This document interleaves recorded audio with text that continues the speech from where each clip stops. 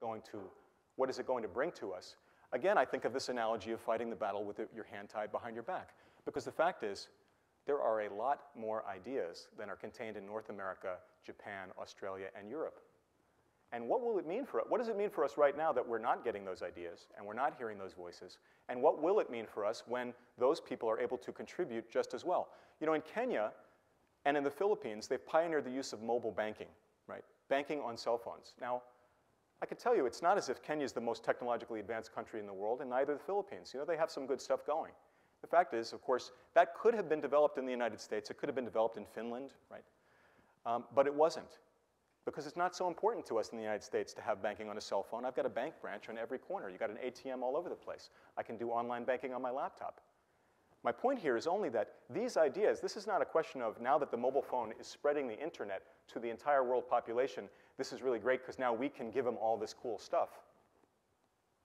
I think this is a two-way process. And I think we often underestimate this. I think we're not going to just give them cool stuff. I think mobile banking is a great thing. I can't wait to use it as soon as it moves from Kenya to the United States, which it surely will. Because although it's, again, we have lots of ways to do banking, I'm sure it eventually will migrate from there to here.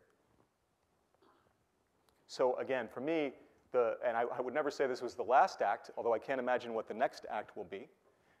You know, implants in our brains. But at this point, I think we have finally reached a stage where within our lifetimes, and in fact, probably much sooner than the end of my lifetime, we will actually have a situation on this planet where every adult person on the planet will be connected to every other adult person on the planet. This is revolutionary stuff, and certainly all the teenagers as well, as we know.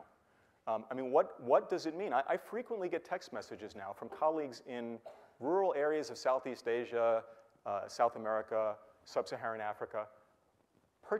They send these messages at a price they can afford on a pocket computer that they bought themselves, defying all predictions of development economists that they could in fact do this. And at this stage, I'd say we're really at the early stage. People were just sending one message to one person. It's kind of like the internet before the World Wide Web. People sent emails back and forth, but there was no Facebook, there was no Amazon.com, there was no eBay, there was none of these things that allow us to interact not with one person to one person, but collectively. And so my advice to the people in the audience, you know, Ed also told me, besides talking about myself, which I think I've mostly avoided, is to say, what is my advice to people in the audience who want to innovate? And again, I'm thinking about this particular platform. My advice is free your mind. I had a conversation earlier with Raphael, and I said, to me, people are always asking us, Rose and I, as we implement technologies, they're always asking us, is it possible to set up a system to do this? Do you think we could possibly do this? And I'm constantly telling them that the limitation, I have never yet had anyone suggest to me a health project based on a mobile platform where we had to tell them the technology is not there yet. We are only scratching the surface of the technology we had 10 years ago. The limit to what we're doing on mobile technology, whether that's for health or whether it's for business or whether it's for education, is not the technology. The limit is our imaginations and our ability to imagine what we might do with this technology. And I'll give you a couple examples. So for me, I think, to summarize, I tell people, don't think, what could you do if everyone had a computer like your computer?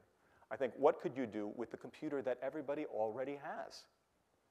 This is the computer for the rest of us, right? When the Mac came out back in 1984, they said it was the computer for the rest of us. And what they meant was 20% of us. This is the computer for the rest of us, the mobile phone. So here's an example. Anybody ever see this? Google has this system. It's an SMS-based system. It runs on any cell phone on this planet. Right? It runs on your cell phone. It runs on my cell phone. It runs on the cell phone of the people who served the food at the restaurant. It runs on everyone's cell phone on this planet. You send in, well, although, of course, you'd have to be living in the United States to want the zip code. But you send the zip code, and it responds by telling you the location for that zip code. Now, this is not particularly useful to public health, but think about this kind of technology and other examples. For example, how useful would it be for HIV/AIDS if someone who's living in a rural country could enter, let's say a clinician, could enter the dose and the name of a medication, someone who has no books and no computers besides their cell phone, and they get back the dosage for that medication? What does it mean to the quality of care to someone who has no resources at all, but is walking around with a connected pocket computer? What does that mean to them? How about another example? Someone sends VCT, which stands for Voluntary Counseling and Testing. This is a program to test people for HIV.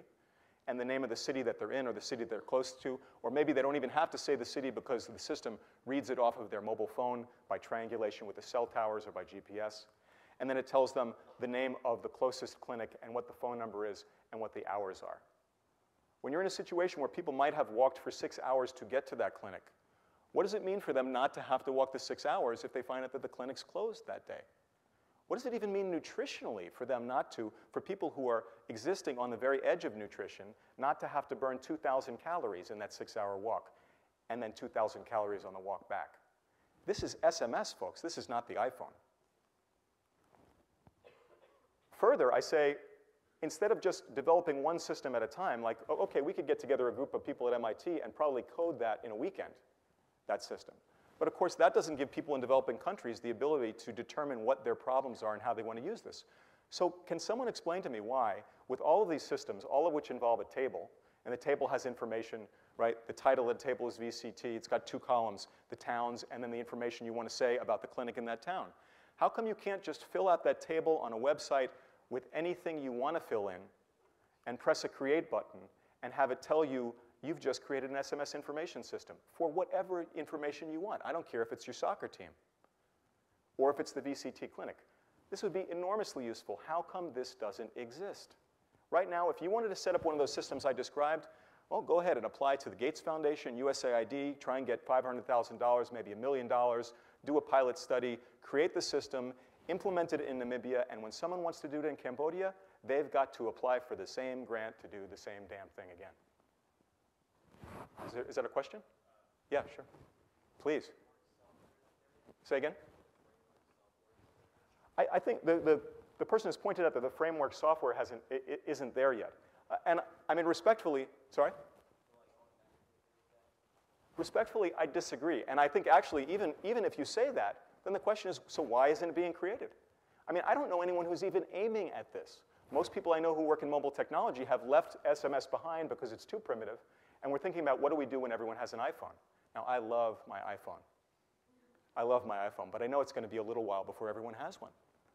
I'm just saying, again, think about, you know, one of the points I made before is, I tell people, when you are trying to think about stuff that you can do with this, usually I'll tell people, I won't start out by talking about mobile. I'll just say, you know, what can you do? What could you do if every single school teacher on this planet, every single one, had a nice laptop with broadband access?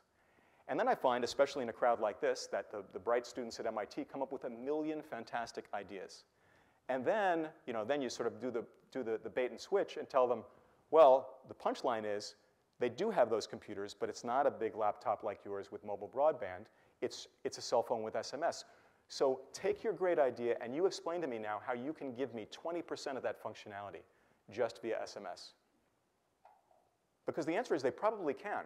And the answer is that 20% is probably a heck of a lot better than the nothing that those people have. The example I gave about the clinician. People working in clinics for 20 years without a book, without a refresher course, without a CME course, without being able to do anything, no information at all. And I think, you know, as I said earlier tonight, I think when they sent the first transatlantic telegram, nobody was complaining that it didn't have a screen. Right? No one was complaining it didn't have a keyboard. Well, I guess it had a keyboard with one key. Everyone thought, and correctly, that that was the most amazing information technology they'd seen. Well, many places in the world, people are walking around right now with a telegram in their pocket that they paid for themselves, ready to go. We're doing nothing at all with it. So, just to summarize, I would invite people to think about the 6 billion people on this planet who, if they don't have a cell phone now, will soon have a cell phone. Not 2 billion people, not 1 billion people, but 6 billion people. These are business